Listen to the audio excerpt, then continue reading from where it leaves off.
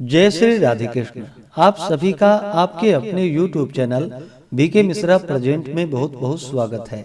आइए आज आप सब सुनेंगे माघ मास कृष्ण पक्ष सकट चौथ व्रत की कथा। माघ मास के कृष्ण पक्ष में पड़ने वाली चतुर्थी को इसे सकट चौथ, तिलकुटा चौथ, माघी चौथ, तिल चौथ आदि नामों से जाना जाता है। जो भी स्त्रियां व्रत को धारण करती हैं तो व्रत के प्रभाव से संतान की रक्षा होती है, संतान लाभ की प्राप्ति होती है, सभी प्रकार के दुख और संकट दूर होते हैं तथा सभी प्रकार के सुख और समृद्धि की प्राप्ति होती है। इस बार सकट चौथ का व्रत माघी चतुर्थी का व्रत 17 जनवरी 2025 दिन शुक्रवार को पड़ रहा है। चतुर्थी तिथि प्रारंभ समय 17 जनवरी 2025 दिन शुक्रवार सुबह 4:08 और चतुर्थी तिथि की जो समाप्ति है वह 18 जनवरी 2025 दिन शनिवार सुबह 5:32 पे चतुर्थी तिथि की समाप्ति है। तो 17 जनवरी को सकट चौथ का व्रत है।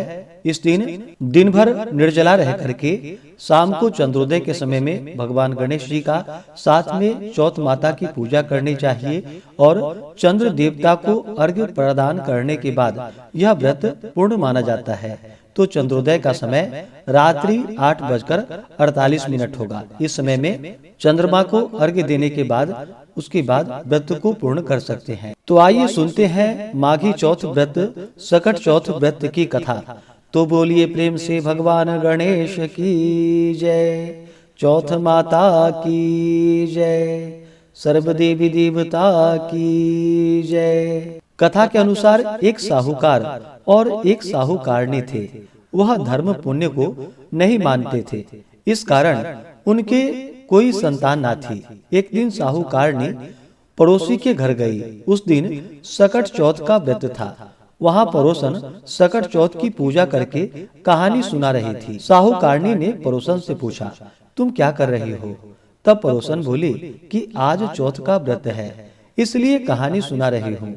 तब साहूकारनी बोली, चौथ के व्रत करने से क्या होता है? तब पड़ोसन बोली, इसे करने से अन्न, धन, सुहाग, पुत्र सब कुछ प्राप्त होता है।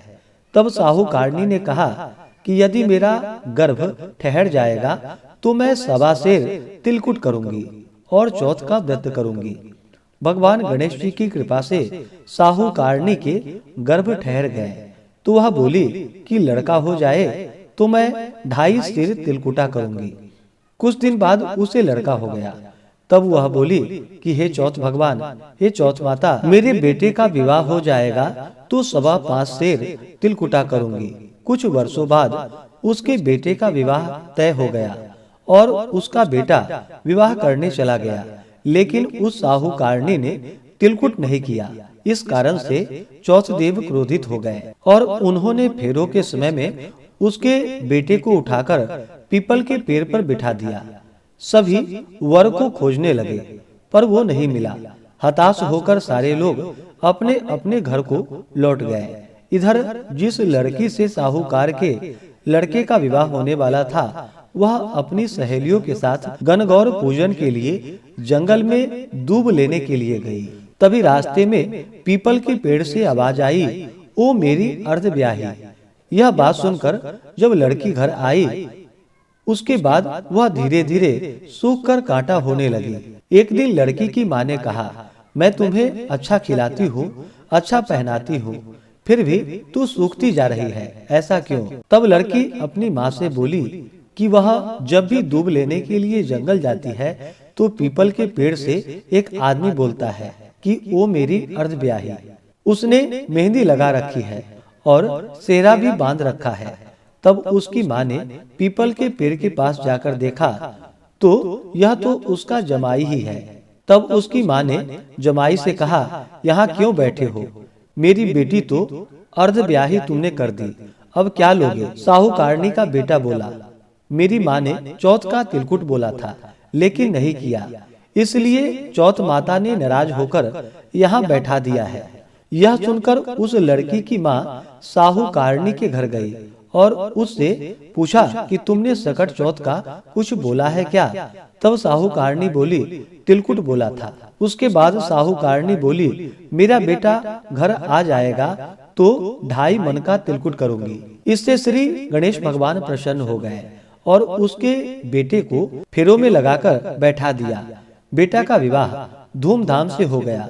जब साहूकारनी के बेटा एवं बहू घर आ गए तब साहूकारनी ने 2.5 मन तिलकुटा किया और बोली, हे चौथ देव, आपके आशीर्वाद से मेरा बेटा मेरी बहू घर आए हैं, जिससे मैं हमेशा तिलकुट करके व्रत करूंगी। इसके बाद सारे नगर वासियों ने तिलकुट के साथ सकट व्रत करना प्रारंभ कर दिया। हे सकट चौथ, जिस तरह साहूकारनी को बेटे बहू से मिलवाया वैसे ही हम सबको मिलवाना। इस कथा को कहने सुनने वालों का भला करना। अब सुनते हैं चौथ माता की कहानी। एक नगर में एक बूढ़ी माँ रहती थी। वह अपने बेटे की सलामती के लिए 12 महीनों की चौथ का व्रत करती थी। हर चौथ को पंसारी से थोड़ा सा गुड़ और घी लाकर 4 लड्डू बनाती, एक बेटे को देती, एक से पूजा करती, एक हथकार के लिए निकालती और एक चांद उगने पर खुद खा लेती थी। एक बार उसका बेटा ताई से मिलने के लिए गया। ताई ने चौथ का व्रत रखा था। ताई से पूछा, माँ तो 12 चौथ करती है। ताई बोली, तेरी माँ तेरी कमाई से तरमाल खाने के लिए 12 चौथ का व्रत करती है। तू परदेश जाए तो वह एक भी चौथ नहीं करेगी। लड़के को लगा ताई सच कह रही है। घर आकर माँ से कहा, माँ मैं परदेश जा रहा हूँ, यहाँ तू मेरी कमाई खाने पीने में ही उड़ा देती है। माँ ने समझाकर रोकना चाहा पर बेटा नहीं माना। माँ ने उसे साथ ले जाने के लिए चौथ माता की आंखें दिए और कहा, मुसीबत में ये आंखें तेरी मदद करेंगे। वह आंखें लेकर रवाना हो गया। घूमते घूमते एक नगर में पहुंचा। उसने देखा एक बूढ़ी माँ रोती जा रही थी और पुआ बनाते जा रही थी। उसने कारण पूछा तो बूढ़ी माँ ने कहा, बेटा इस नगर की पहाड़ी पर एक दैत्य रहता है। पहले वह नगर में आकर कई लोगों को खाने के लिए मार देता था। अब राजा हर घर से एक एक आदमी दैत्य के पास भेजता है और आज मेरे बेटी की बारी है, इसलिए रो रही हूँ और उसी के लिए पुए बना रही हूँ। वह बोला, तू पुए मुझे खिला दे, तेरे बेटे की जगह मैं चला जाता हूँ। बूढ़ी माँ ने खीर पुए उसे खिला दिए। खा पीकर वह सो गया।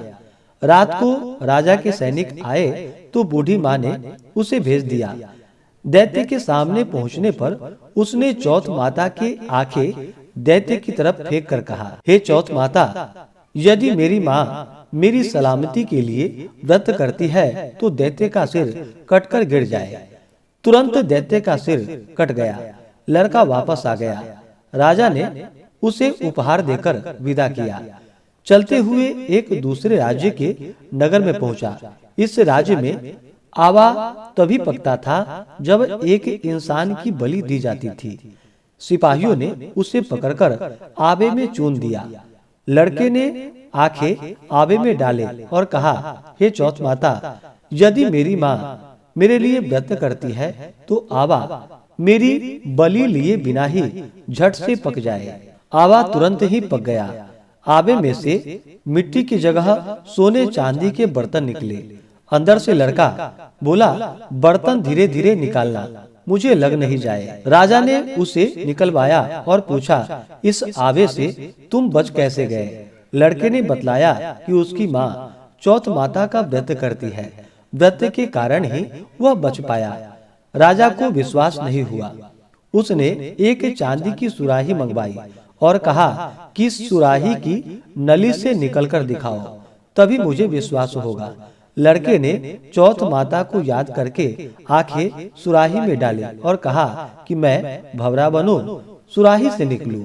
लड़का भंवरा बनकर सुराही से निकल गया।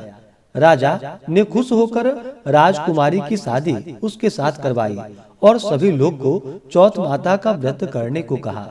उस लड़के को माँ की याद आई।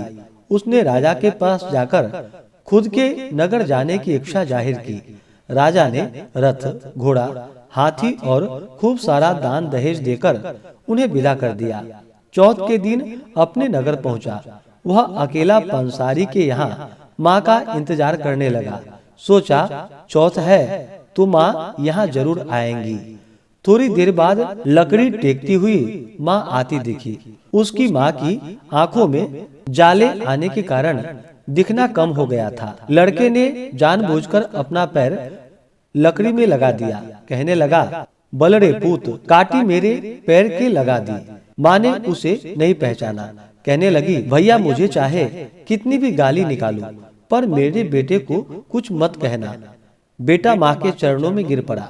कहा, माँ मैं तेरा ही बेटा हूँ, मुझे माफ कर दो। माँ ने उसे गले से लगा लिया।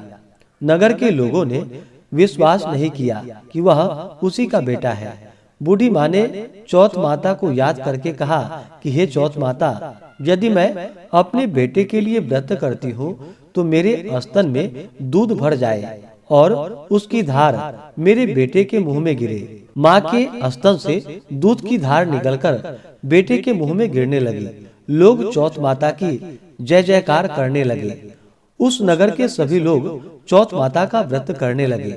हे चौथ माता, जैसे बूढ़ी माँ और उसके बेटे की सहायता की, वैसे भी हमारी ही करते रहना। कहानी कहने, सुनने और हुंकारा भरने वाले पर कृपा करना। तो बोलिए प्रेम से चौथ माता की जय। भगवान गणेश की जय। सर्व देवी देवता की जय। तो आशा करता हूँ कि यह कथा आपको अच्छा लगा हो।